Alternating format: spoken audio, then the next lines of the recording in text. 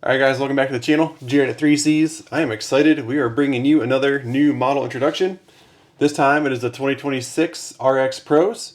And I thought it was kind of early, like in the year, it's because it's only May. But I went back on our channel, and last year we introduced the 2025s on May 29th. So we're 1 week earlier.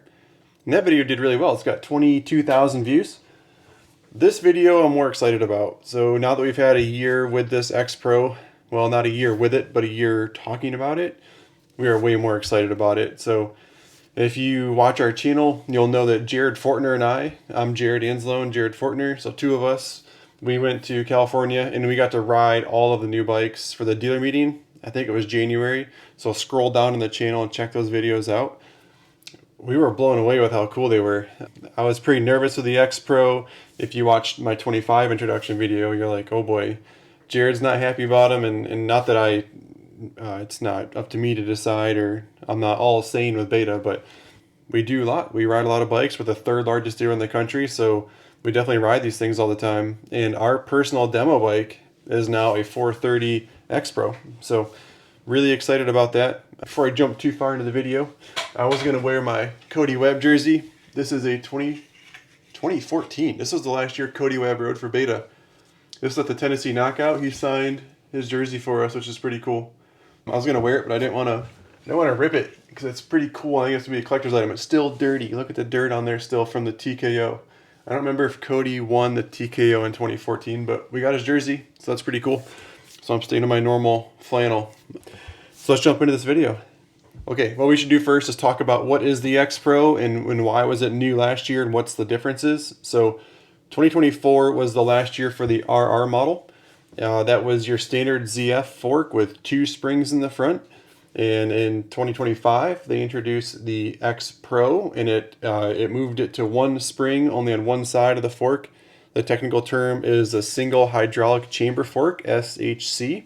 That's what the X Pro main difference was. It was new bodywork as well for 25, and pretty much it. His frame was a little bit different, a coolant catch tank on the 2-stroke models, which was pretty cool, and 4-stroke. So that's what 25 changed, and that's what we were nervous about was the new fork. We're like, oh man, the RR has been working great for a long time. So now that we know what the X Pro is, we can talk about the changes for 2026. So there's a few things that they did for 26. The frame changes remain the same. They're not talking about anything different with the frame. They're going to carry that over, a little more flex in the corners, and we noticed right away how well, when we were in California, this is when we were riding these bikes on the test track they had for us. The X Pros just stayed in the rut as the day developed and more people are riding. Way smoother. Suspension's amazing.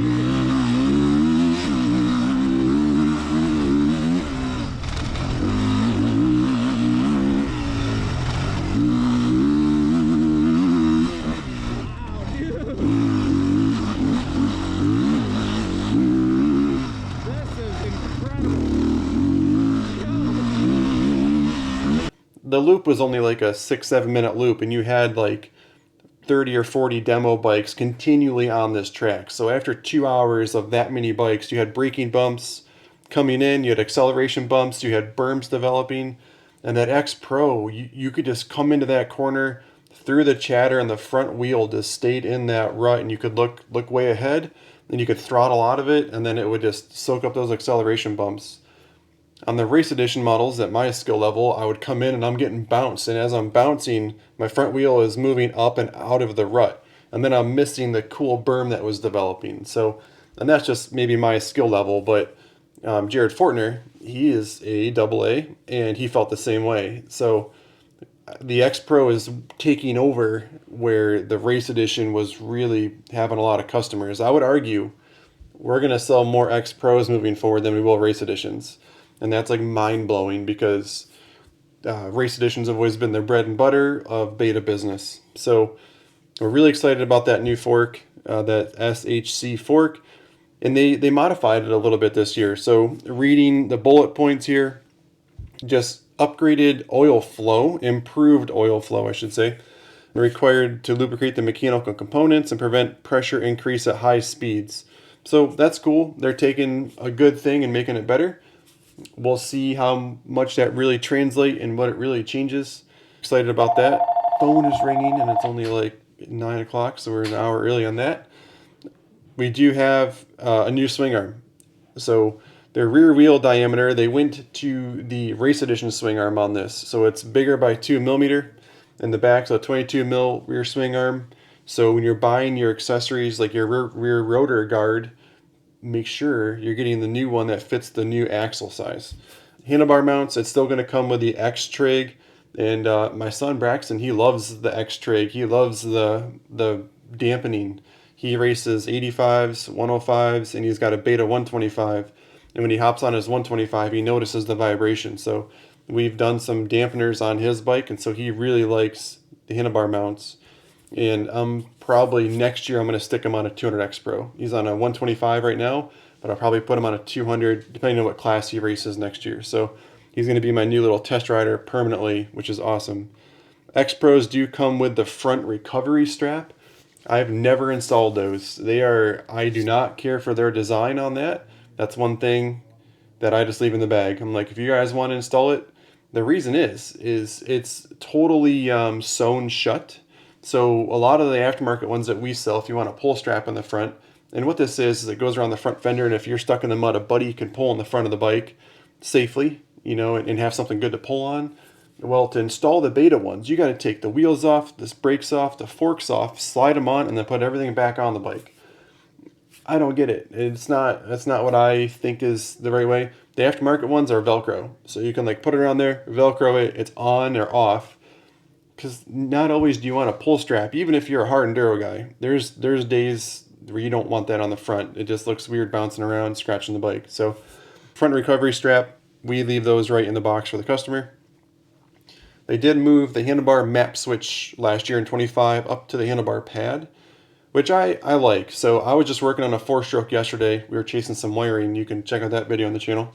And anytime you're taking the gas tank off of the RR model, the older model, you're like pulling gas tank up, you got your fuel disconnected. If it's a 4-stroke, you got your fuel pump you're disconnecting. And at the very last moment, you're like tipping this gas tank up and you're trying to like reach down in between the gas tank. There's not a lot of room because your map switch wiring isn't very long, and you're trying to unplug the map switch like way down in there. So I was telling my dad, I'm like, I hate this, like, because you're like trying to like got 9 things you're thinking of. Why was that on the gas tank? I don't know. I mean, it was a cool spot for it, like down low, but not cool for like taking your gas tank off all the time. And then reverse process was you're trying to like set the gas tank there, feed that map switch wire through the frame with not a lot of room there. So moving the map switch up to the handlebar is better for me as the mechanic, just out of the way. So I think it's a better spot for it. I'm happy they did that. Next is the Nissan brake caliper. So did they do front and rear? Front brake caliper, smaller, lighter, and better performing. So that's pretty cool. That's kind of where this new RX is going to help develop the rest of the bikes, right? So Beta's putting all this time and money into the RX, the race end of things. Racing always helps increase reliability, rideability, and just performance. So what they learned with the RX, they're already translating it to the RRX Pro, which is really cool. So thankful to see those race changes trickle down. I've never had a problem with the brakes on a Beta motorcycle, so that's cool. I'm happy they did it. Radiators, so apparently they're sturdier.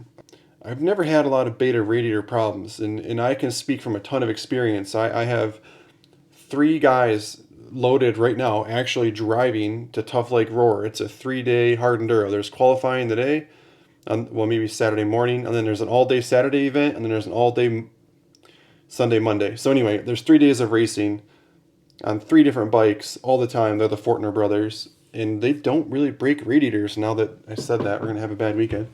But I sent extra bikes. So I don't know. The radiators in the past have been really good. Put braces on them, of course. Everybody puts braces on radiators. So that's a cool bullet point. I'm glad that they made them stronger. Why not? But I don't want the comments to be like, oh, the radiators are crap before, because they weren't. They were good. We've got billions of hours on them to prove that. So next thing is the coolant recovery tank.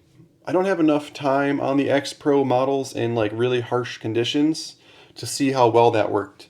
And what I mean by that is we just it's been so muddy. We haven't really ridden a lot, and I guess those are the conditions on when you would know if that recovery tank is working. But I don't have a lot of experience with the recovery tank. I think it's a good feature, especially with all the mud racing. So every GNCC we've gone to, we missed one so far, but every GNCC has been almost like a mud bath.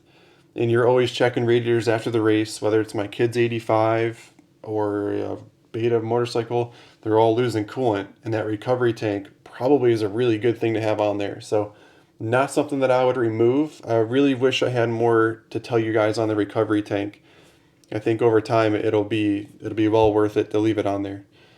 They are putting a stronger battery in the four-stroke models this year, and that's needed. So beta four strokes, any fuel injected bike, doesn't matter the color, requires a perfect 12-volt battery to operate.